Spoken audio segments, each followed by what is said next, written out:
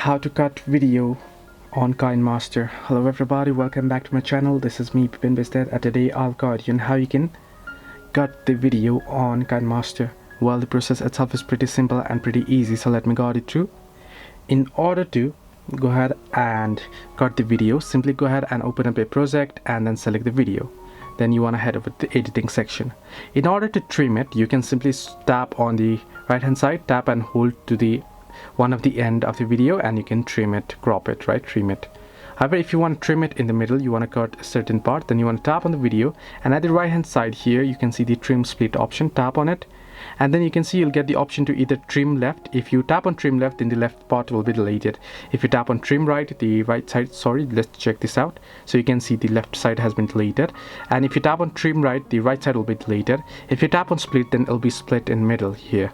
So you can see it's been split, and if you tap on split and freeze there, so it'll split up and it'll insert a freeze frame right there. So this is how you can cut a video on Kinemaster. Hope this helped you.